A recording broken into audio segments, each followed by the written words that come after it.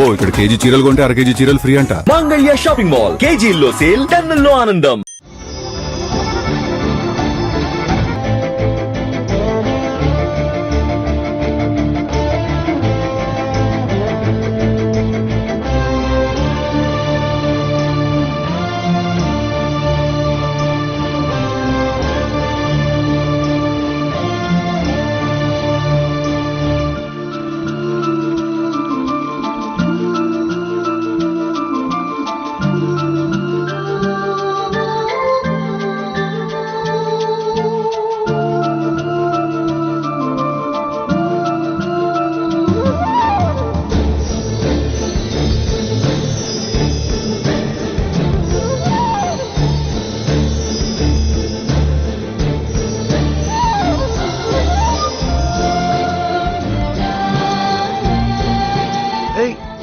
నువ్వేంటి ఇక్కడ? నీతో ప్రాబ్లం ఏంటో చెప్పనా? ఇన్నాళ్ళు గుర్తించలేదు, ఇప్పుడు గుర్తుపట్టడం లేదు. నువ్వు ప్రపోజ్ చేస్తే రిజెక్ట్ చేద్దామని వెయిట్ చేశాను, కానీ నువ్వు అప్పుడు నన్ను రిజెక్ట్ చేస్తే ఎంత బాగుందో తెలుసా? ప్రేమలో నువ్వెంత గెలిచావో నీ బంగారం కూడా అంతే గెలిచింది కార్తీక్. నువ్వు సెలెక్ట్ చేసుకునే అమ్మాయే కావాలని నువ్వు అనుకున్నావు. నా పేరు, రూపం, బ్యాక్గ్రౌండ్ చూడకుండా నా మనసుని మాత్రం చూసి ఇష్టపడే పర్ఫెక్ట్ పర్సన్ కావాలని నేను అనుకున్నాను. And you are the one Karthik. మోకాల మీద కూర్చుని ప్రపోజ్ చేయాల్సింది నువ్వు కాదు.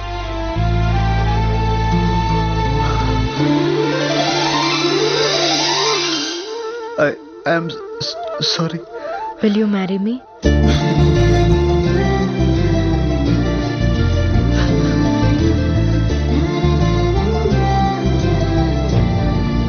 వద్దు బంగారం,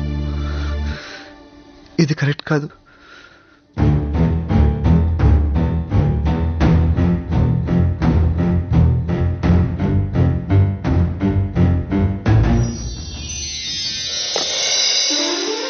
ఎక్కువ బంగారం, ప్లీజ్ ప్లీజ్.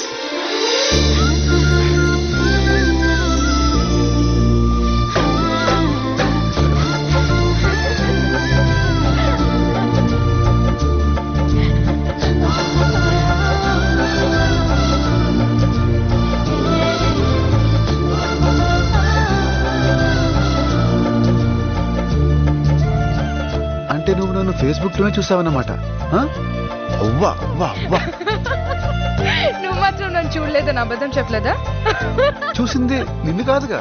నన్ను చూడకపోయినా నా మనసుని చూసాగా.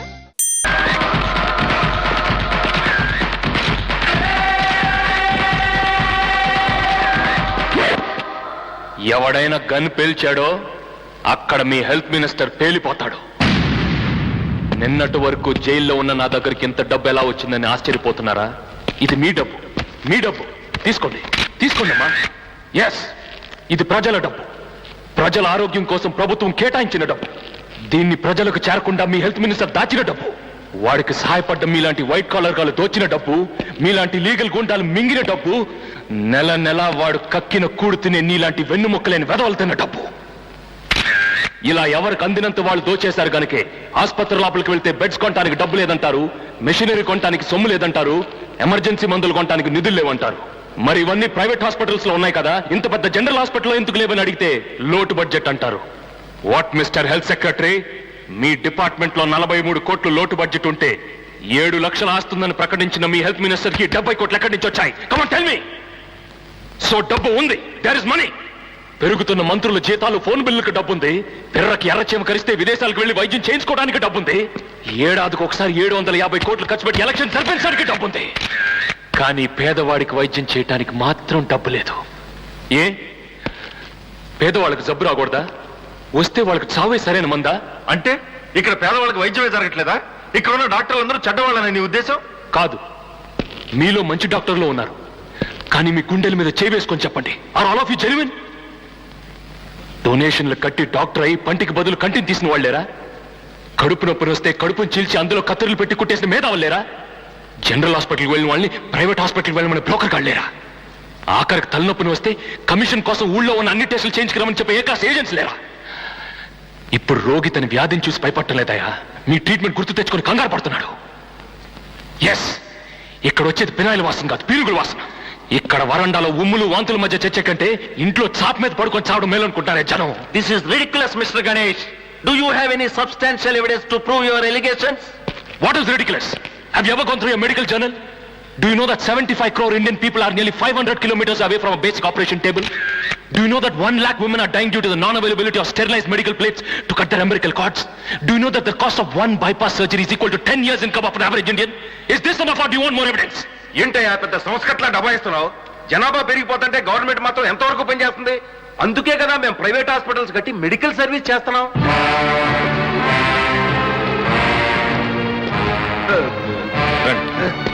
పర్లేదు రండి. Come on.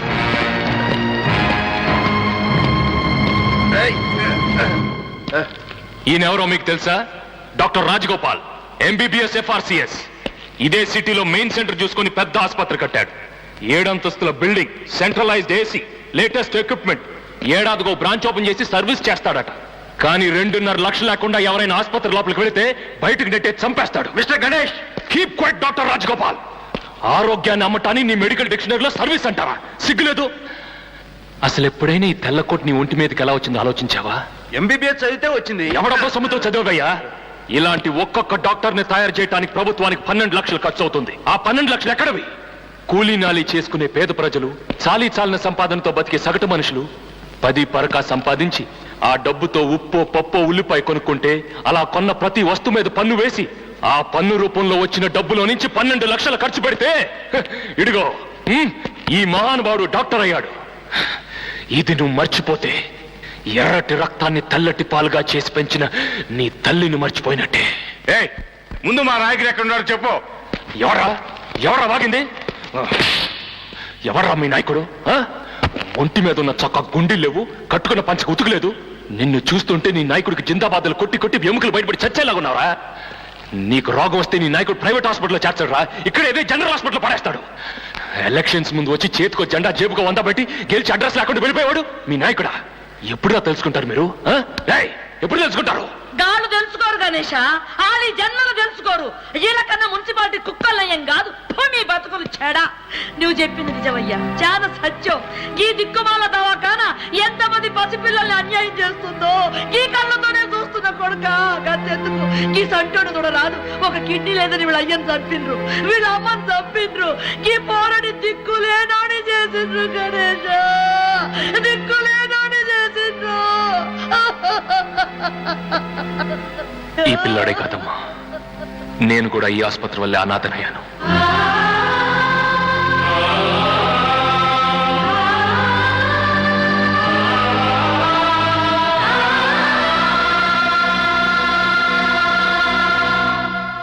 ప్రభుత్వ ఆసుపత్రిలో పేదవాడి ప్రాణానికి విలువ లేదు గనుకే మా నాన్న చనిపోయాడు. ప్రైవేట్ హాస్పిటల్లో తండ్రిని బతికించుకోబోయి నా చెల్లి బలైపోయింది. ఈ సిస్టమ్కి ఎదురు తిరిగిన పుణ్యానికి నా స్నేహితురాలు సజీవ దహనం అయిపోయింది. చూడు గణేష్, ఎప్పుడూ నీ విషయంలో ఒక తప్పు జరుగుండొచ్చు. అంత మాత్రం చేత దాన్ని గోరంతలు కొండంతలుగా చేసి చెప్తే జనానికి మా మీద ఉన్న ఆ కొంచెం నమ్మకం కూడా పోతుంది కదా. జనానికి మీ మీద నమ్మకం రావాలంటే మీరు పని చేయాలి. చేస్తారా? చెప్పండి, చేస్తాం. మీ కుటుంబంలో ఎవరికైనా జబ్బు చేస్తే ఇదే కార్నర్లో పడేసి ట్రీట్ చేయాలి. చేస్తారా? ఆ ఆలోచన వస్తేనే మీకు భయంగా ఉంది. అనుభవించే మాకెలా ఉంటుంది? ఇది హాస్పిటల్ అని మేము రావట్లేదు, దేవాలయం అనుకుని వస్తున్నాం. మిమ్మల్ని కేవలం డాక్టర్లుగా భావించి రావట్లేదు, దేవుళ్ళు అనుకుని వస్తున్నాం. అటువంటి మమ్మల్ని ఇలా చులకనగా చూడొచ్చా? పురుగుల కంటే హీనంగా ట్రీట్ చేయొచ్చా? కాపాడండి అయ్యా బాబు అని కాళ్ళు మీద పడుతున్నామే, ఆ నమ్మకానికి ద్రోహం చేయొచ్చా? మీరు చెబుతున్నవన్నీ నిజాలే మిస్టర్ గణేష్. సమస్య చెప్పారు, దీనికి మీరు చెబుతున్న సొల్యూషన్ ఏమిటి? రెవల్యూషనా? కాదు, realization. Realization at all levels. ఆత్మ విమర్శ అన్ని తరగతుల వారికి రావాలి. నాకు వచ్చిన పరిస్థితి మరెవరికి రాకూడదు. డబ్బు లేని కారణంగా మరో ప్రాణం పోకూడదు, ఇంకో కుటుంబం నాశనం కాకూడదు. మన రాష్ట్రంలో డాక్టర్లు ఎన్నోసార్లు స్ట్రైక్ చేశారు.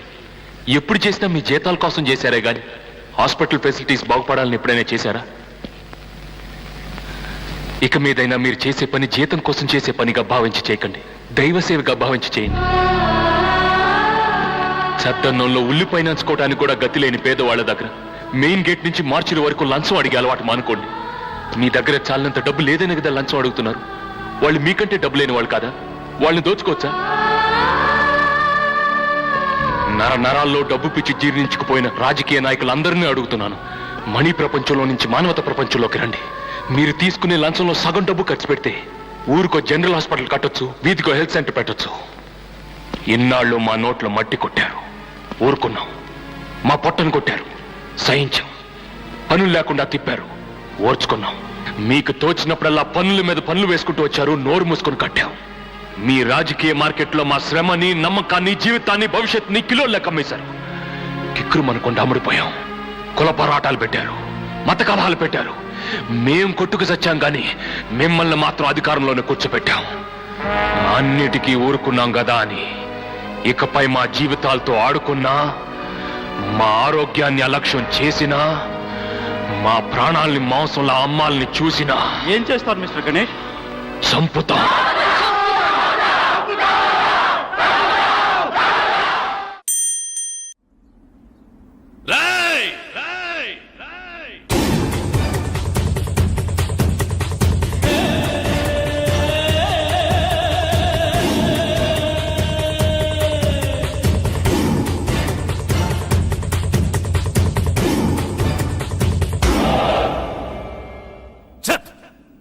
అలాగా వాడి చెయ్యి పట్టుకునే దానికంటే చావడం మంచిదే. వదలవే.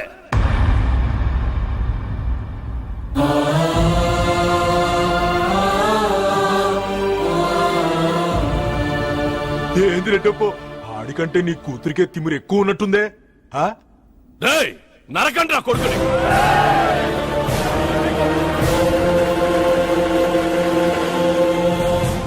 ఏమైందిరా? మీకే చెప్పేది, ఏసేయండి. మేము వాళ్ళని తప్పించింది, మిమ్మల్ని ఇడికి రప్పించింది వాళ్ళని వేసేయడానికి కాదు, మీ చేత వాళ్ళ మీద అక్షింత లేపించడానికి. ఏంది రెడ్డప్ప, ఆ సీనుగాడు ఒక్కడే నీకు మొగుడు అనుకున్నా, నీ కాడున్నోళ్ళు అందరూ నీకు మొగుళ్ళే. నా మనసులో చూడు, విశ్వాసం వాళ్ళ శ్వాసంలోనే ఉంది. రేయ్ ఏసేయండ్రా. ఒరేయ్, మీకేమైందిరా? జ్ఞానోదయం అయింది. అంటే మీరు మీరు ఏకమైపోయారా?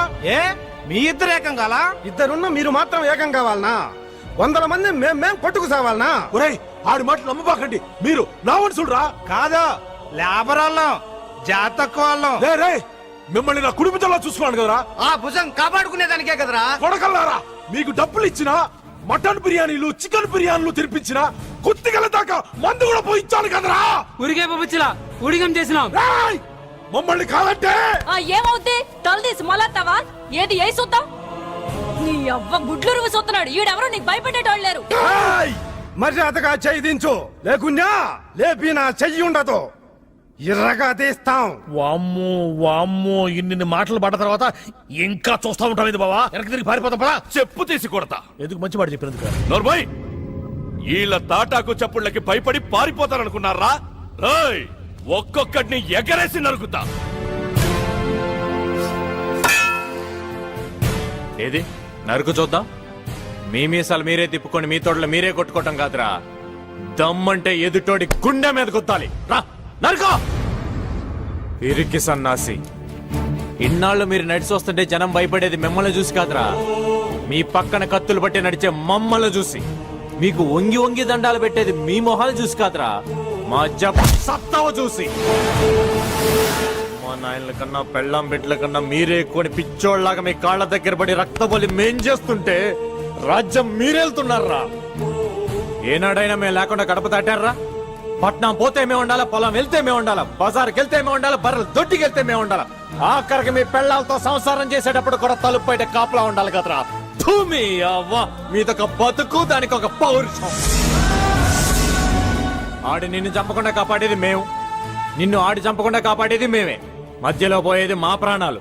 ఇన్నాళ్ళు ఆడి ప్రాణం తీయాలని నువ్వు, నీ శవం చూడాలని వాడు శబదాల మీద శబదాలు చేసుకున్నారు కదరా. ఇప్పుడు చూపెట్టండి మీ ప్రతాపం. ఏందట చూస్తారు? సీమలో పుట్టినోడు సచ్చు సన్నాసిలాగా ఉండకూడదు, శత్రువు కనబడితే తెగ నరుక్కోవాలని మీరేగా మాకు చెప్పింది. నరుక్కరే.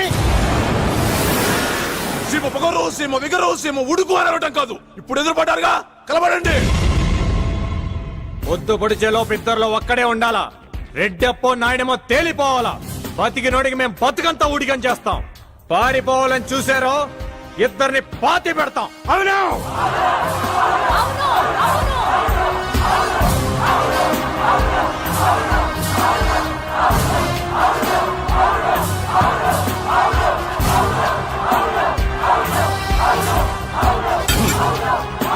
శభాష్! ఇది మగతనం అంటే, ఇది పౌరుషం అంటే. ఎస్ఐ నాయుడమ్మని ఏంది నాయుడమ్మా, రెడ్డెప్పుకున్న పౌరుషం కూడా నీకు లేకుండా పోయిందే. ఆడదాన్ని నాకే రక్తం మసులుతా ఉండాది. మగాడివి నీకు ఉడుకులేదా? ఉంటే కత్తి పట్టు. వల్ల కాదంటే చెప్పు, నీ చేతి గాజులు అడిగి నేను బరిలోకి దిగుతా. ఒరే శభాష్! నాయుడమ్మ అనిపించుకున్నావు, రెడ్డప్పని చంపి ఈరుడు అనిపించుకో. దూకు దూకు బరిలోకి.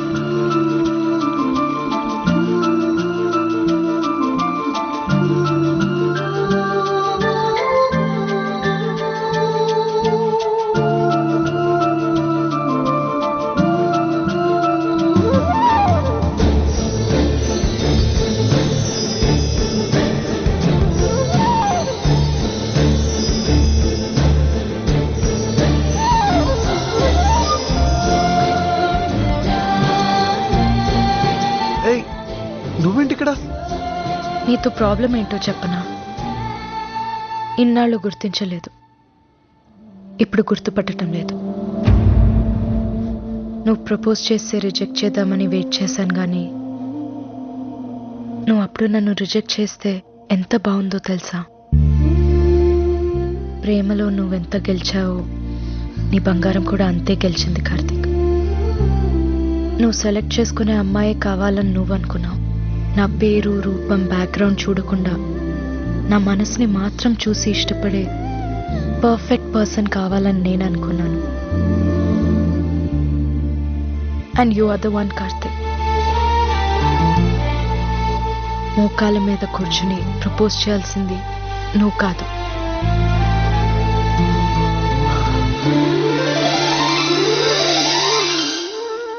I am sorry.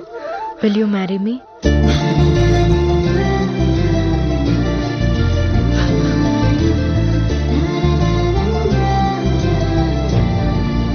వద్దు బంగారం, ఇది కరెక్ట్ కాదు.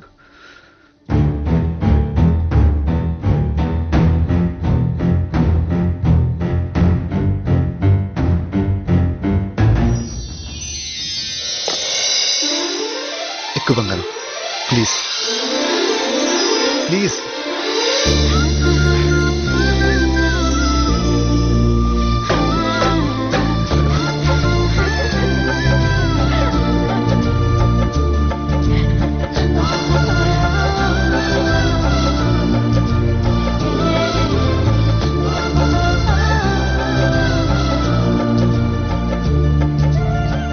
అంటే నువ్వు నన్ను ఫేస్బుక్ లోనే చూసావన్నమాట. అవ్వా అవ్వా అవ్వా, నువ్వు మాత్రం నన్ను చూడలేదని అబద్ధం చెప్పలేదా? చూసింది నిన్ను కాదుగా. నన్ను చూడకపోయినా నా మనసుని చూసాగా.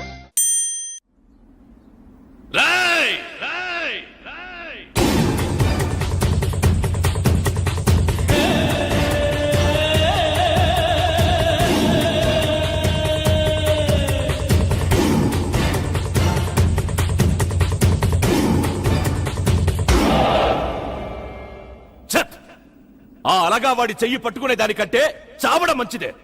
వదలవే.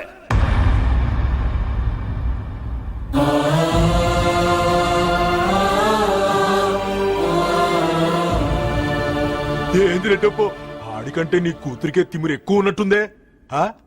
రేయ్, నరకండ్రా కొడుకుని.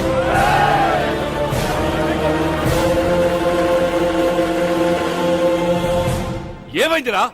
మీకే చెప్పేది, ఏసేయండి. మేము వాళ్ళని తప్పించింది, మిమ్మల్ని ఇడికి రప్పించింది వాళ్ళని వేసేయడానికి కాదు, మీ చేత వాళ్ళ మీద అక్షింత లేపించడానికి. ఏంది రెడ్డప్ప, ఆ సీనుగాడు ఒక్కడే నీకు మొగుడు అనుకున్నా, నీ కాడున్న వాళ్ళందరూ నీకు మొగుళ్లే. నా మనసులో చూడు, విశ్వాసం వాళ్ళ శ్వాసంలోనే ఉంది. రేయ్, ఏసేయండిరా. ఒరేయ్, మీకేమైందిరా? జ్ఞానోదయం అయింది. అంటే మీరు మీరు ఏకమైపోయారా? ఏ మీ ఇద్దరు ఏకం కాలా? ఇద్దరున్న మీరు మాత్రం ఏకం కావాలనా? 100 మంది మేం కొట్టుకు సావాలనా? ఒరేయ్, ఆడి మాటలు నమ్మబాకండి, మీరు నా మనుషులురా. కాదా, లేబర్ వాళ్ళం, జాతక వాళ్ళం. రే, మిమ్మల్ని నా కుటుంబంలో చూసుకోండి కదరా. ఆ భుజం కాపాడుకునే దానికే కదరా. కొడకల్లారా, మీకు డబ్బులు ఇచ్చినా, మటన్ బిర్యానీలు, చికెన్ బిర్యానీలు తినిపించిన, కుత్తిగల దాకా మందు కూడా పోయించాలి కదరా. ఊరికే పంపించలా, ఊడిగం చేసినాం. రేయ్, మమ్మల్ని కాదంటే ఏమవుద్ది? తలదీసి మొలత్తావా? ఏది ఏ చూద్దాం? నీ అవ్వ గుడ్లు రువ్వు చూస్తున్నాడు. ఈడెవరో నీకు భయపెట్టేటోళ్ళు లేరు. మర్యాదగా చెయ్యి దించు, లేకున్నా లేపి నా చెయ్యి ఉండదు, ఇర్రగా తీస్తాం. వామ్మో వామ్మో, ఇన్ని మాటలు పడ్డ తర్వాత ఇంకా చూస్తా ఉంటాం ఇది బావా. వెనక్కి తిరిగి పారిపోతాం పదా. చెప్పు తీసి కొడతా. ఎందుకు మంచి మాట చెప్పినందుకు. నోర్మోయ్, వీళ్ళ తాటాకు చప్పుళ్ళకి భయపడి పారిపోతారనుకున్నారా? రేయ్, ఒక్కొక్కడిని ఎగరేసి నరుకుతా.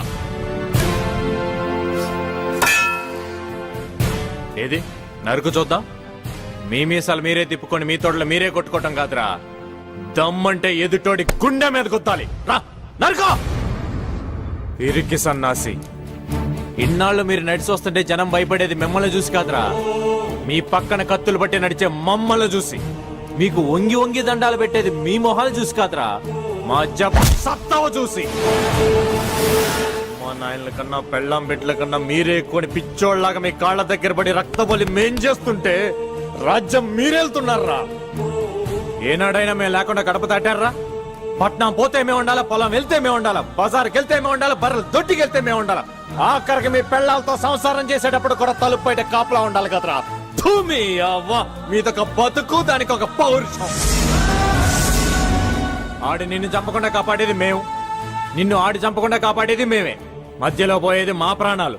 ఇన్నాళ్ళు ఆడి ప్రాణం తీయాలని నువ్వు, నీ శవం చూడాలని వాడు శబదాల మీద శబదాలు చేసుకున్నారు కదరా. ఇప్పుడు చూపెట్టండిరా మీ ప్రతాపం. ఏందట చూస్తారు? సీమలో పుట్టినోడు సచ్చు సన్నాసిలాగా ఉండకూడదు, శత్రువు కనబడితే తెగ నరుక్కోవాలని మీరేగా మాకు చెప్పింది. నరుక్కరే. సీమ పొగరు, సీమ విగరు, సీమ ఉడుకు అని అనటం కాదు. ఇప్పుడు ఎదురుపడ్డారుగా, కలబడండి. పొద్దు పొడిచేలోపు ఇద్దరులో ఒక్కడే ఉండాలా. రెడ్డెప్పో నాయనమో తేలిపోవాలా. బతికినోడికి మేము బతుకంతా ఊడిగం చేస్తాం. పారిపోవాలని చూసారో ఇద్దరిని పాతి పెడతాం. అవును,